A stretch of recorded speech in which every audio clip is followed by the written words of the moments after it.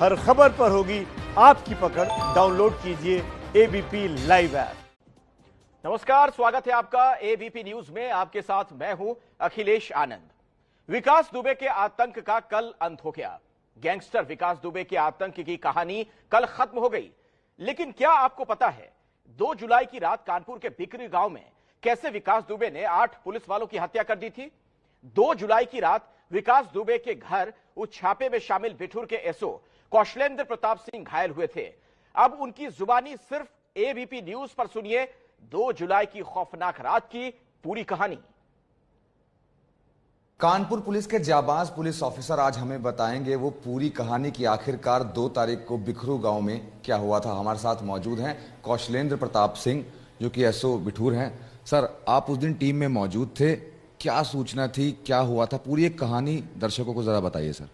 बिल्कुल, मैं बताना चाहूँगा। एक्चुअली उस दिन हुआ था, मैं इसी ऑफिस जिस ऑफिस में आप हमारा इंटरव्यू शूट कर रहे हैं, इसी ऑफिस में बैठा हुआ था, अपने चौकी इंचार्ज अनूप के साथ में बैठा हुआ था।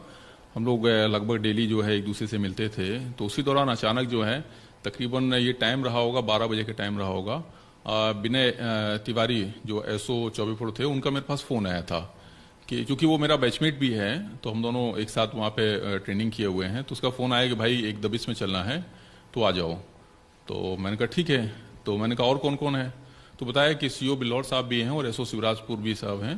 तो मैंने कहा ठीक है, चलो मैं आता हूँ। उसके अंदर फिर यहीं से मैं तैयार होकर के और यहाँ से निकले, तकरीबन 12:20 रहा होगा हम लोग जब यहाँ से निकले हैं, और वहाँ तकरीबन 12:50 तक जो है वो हम लोग पहुँच गए हैं।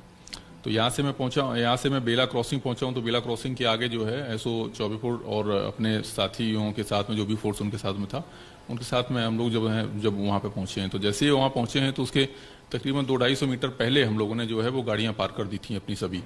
और उसके अंदर फिर वहाँ से चौबीपुर साहब जो है हम सब लोगों को जो है साथ में लेकर के उसके घर की तरफ चले हैं। तो जैसे ही उसके घर की तरफ पहुँचे हैं तो रास्ते में एक जेसीबी हमको तिरछी खड़ी हुई मिली थी। उस जेसीबी को देख करके लग रहा था कि वो कोई व्यक्ति ऐसा चाहता है कि कोई गाड़ी अंदर ना आए, पैदल लोग आना चाहें तो आ सकते हैं। तो वही हुआ कि हम लोग जो है जैसे भी जेसीबी को क्रॉस करके आगे बढ़े तो उसमें सबसे पहले चौकी इंचार्ज अनूप था और उसके बाद में फिर मैं और मेरी टीम थी, फिर एसओ शिवराजपुर और सीओ बिल्लौर साहब भी थे। मतलब इन लोगों ने कब क्रॉस किया ये तो मैं नहीं देख पाया, चूंकि मैं अपने आप को क्रॉस और अपनी टीम को क्रॉस करा करके जैसे लेकर के गया, तभी जैसे ही आगे बढ़ा हूँ तो चौकी इंचार्ज अनूप को उसकी छत पे, विकास दुबे की छत पे जो है 2 लोग टहलते हुए नजर आए। तो जैसे ही उसने कहा कि सर देखिए वो 2 लोग हैं, तो वैसे ही उन लोगों ने भी शायद इस चीज़ को सुन लिया और वैसे ही उनका बड़ी तेजी से मूवमेंट हुआ। तो हम लोग उसके घर को घेरने की तरफ से थोड़ा बाएं तरफ जो है उसका घर अगर देखा होगा तो हम बाएं तरफ की तरफ बढ़े हैं, और जो ही बाएं तरफ बढ़े हैं वैसे ही हम लोगों के ऊपर जो है बिल्कुल जोरदार फायरिंग होने लगी। तकरीबन मुझे लगता है 1 मिनट में ही हमारे ऊपर कम से कम 20 राउंड फायर हो चुके होंगे। और उसी 20 राउंड के फायर में तो जिसको सारा फोर्स जो है हमारा तितर बितर हो गया। जिसको जहां पोजीशन लेने की जगह मिली वहां पे या छिपने की जगह मिली तो वहां पे वो व्यक्ति छिपे या फिर पोजीशन लिया। फायरिंग हमारे तरफ से भी हो रही थी, लेकिन समस्या ये थी चूंकि वो लोग ऊपर थे और हम लोग नीचे थे, तो नीचे से जो है जो भी फायर कर रहे थे तो वो उनके ऊपर हिट नहीं कर पा रहे थे। लेकिन वो लोग जो है आराम से हमारे को देख करके जहां पर भी हम लोग छिपे थे वो हमारे ऊपर फायरिंग कर पा रहे थे। दूसरा ये है कि लाइट उस समय जो है लाइट थी और लाइट का कुछ प्रोजेक्शन फोकस इस तरह से सेट था कि वो लाइट हम लोगों पे पड़े, वो लोग हमको ना दिखाई दें लेकिन हम लोग जो हैं उनको दिखाई दें। तो शायद क्या वो बड़ी हाइलोजन लाइटें थी जो बिल्कुल प्रॉपर फोकस मारते हैं, सामने आंखों को अंधा कर देती हैं? नहीं, इतनी बड़ी तो नहीं थी, लेकिन हाँ नॉर्मली जो लाइटें यूज होती हैं, ठीक है, वो लाइटें थी, लेकिन उससे जो है वो क्लियरली दिख रहा था कि कौन कहाँ छिपा हुआ है, कौन कहाँ बैठा हुआ है, ये चीज था। आप लोग कितने लोग टीम में गए थे वहां पर और कितने लोग जेसीबी को क्रॉस कर पाए थे और कितने पीछे रह गए थे? तकरीबन जो है तीनों थानों से मिलाकर के हम लोग 30-35 लोग गए थे। मैं अपने थाने से 10 लोगों को लेकर के गया था, जिसमें मैं और चौकी इंचार्ज अनूप, हम और एक दरोगा जी और थे सत्येंद्र दरोगा जी, 3 दरोगा गए थे हम लोग, और बाकी के सब कांस्टेबल गए थे हमारे साथ में। और तकरीबन जिस समय जेसीबी को क्रॉस कर रहे थे तो मुझे लगता है 15-16 आदमी जो है जेसीबी क्रॉस कर पाए होंगे, और बाकी के लोग जेसीबी के पीछे ही रहे। तब तक फायरिंग हो गई तो उन लोगों ने जेसीबी के पीछे से ही मोर्चा लिया, और जब देखा कि शायद कुछ नहीं हो पा रहा है तो फिर वहीं से लोग पीछे निकले। लेकिन बाकी के हम लोग चूंकि क्रॉस कर चुके थे तो हम लोग बीच में फंस चुके थे, और जो 15-16 लोग थे जिसमें कि 8 लोग तो चूंकि वहाँ कैजुअलिटी 8 लोगों की हुई, बाकी के हम 3 लोग जो हैं वो वहाँ से सेफली निकल के आ पाए थे। तो मुझे लगता है 4-5 लोग और रहे होंगे जो इधर उधर से निकले होंगे। इतना था। गोलियां किस किस तरफ से चल रही थी, क्या डायरेक्शन समझ में आ रही थी गोलियों की, और तकरीबन कितने लोग रहे होंगे जो गोलियां चला रहे थे, और वेपन क्या यूज कर रहे थे? डायरेक्शन की बात है तो मैं 3 डायरेक्शन तो मुझे बिल्कुल क्लियर हैं, क्योंकि 3 डायरेक्शन में मैंने लोगों को देखा था, जो लोग वहां छतों से चढ़ करके गोलियां चला रहे थे हमारी ओर। और एक डायरेक्शन पीछे वाला मुझे नहीं पता है, लेकिन ये है कि कुछ लोगों को पता लगा पीछे से भी गोलियां लगी हैं, तो संभवतः उधर से भी जो है वो गोलियां चली रही होंगी।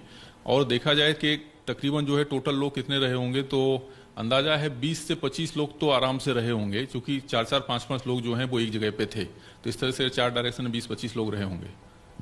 आपने भी क्या गोली चलाई थी वहां पर? बिल्कुल, मैंने गोलियां चलाई थी। जब मैं वहां फंस गया था और हमारा कांस्टेबल है अजय सेंगर और अजय कश्यप, इन दोनों को गोली लग चुकी थी।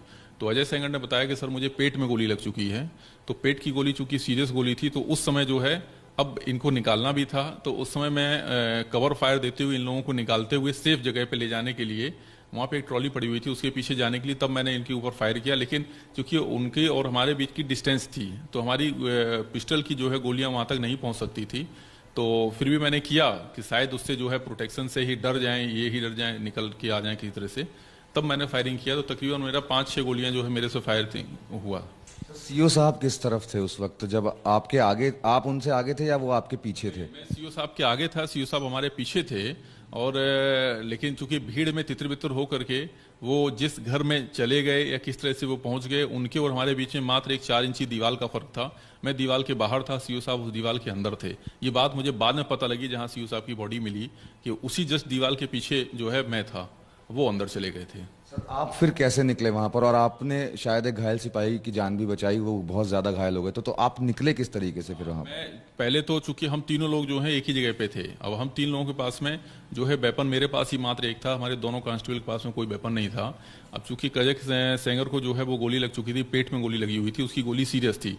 तो हम वहां पे मैंने जब उसने बोला तो मुझे सीरियस लगा, तो फिर मैंने निकलने का सोचा। निकलने के बारे में जो सोचा, तो मैंने अपने कांस्टेबल को ब्रीफ किया, क्योंकि हमारे सामने मुझे एक ट्रॉली दिखाई दे रही थी, और वहां से मुझे ये भी दिख रहा था कि अगर वो लोग गोली चलाएंगे तो वो गोली जो है वो हमारे ऊपर हिट हो सकती है। तो वहां से ट्रॉली के पीछे पहुंचने के लिए मैं कवर फायर देते हुए जो है मैं वहां पे ट्रॉली के पीछे पहले पहुंचा और अपने दोनों कांस्टेबल को ट्रॉली के पीछे लेकर के गया। वहां से फिर उन लोगों ने मुझे देख लिया था। देखने के बाद फिर उन्होंने बोला कि इनको बम मारो, बम गाली देते हुए, अब्यूज करते हुए उन्होंने बोला बम मारो, बम।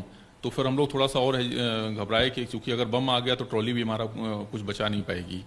तभी क्या है ना, वहीं पे जस्ट बगल में एक फूटा हुआ घर था, तो हम लोग जो है उस फूटे हुए घर में घुस गए थे। और उस फूटे हुए घर में देखा कि वहाँ हमारी किस्मत अच्छी थी, वहाँ एक टूटा हुआ दरवाजा भी था। तो उस फूटे हुए घर से जो है हम टूटे हुए दरवाजे से बाहर खरंजा पे आ गए। लेकिन तभी वहाँ देखा कि अमर दुबे का घर वहीं पे, अमर दुबे अपनी छत पे था, लेकिन बस अंतर इतना था कि अमर दुबे छत पे था लेकिन उसका मुंह दूसरी तरफ था। तो हम लोग जो है वहां से उस रास्ते से सेफली जो है निकल आए। विनय तिवारी मुझे आगे रास्ते पे मिले थे। फिर विनय तिवारी को जो है एक इनोवा भी मैं लेकर के गया था।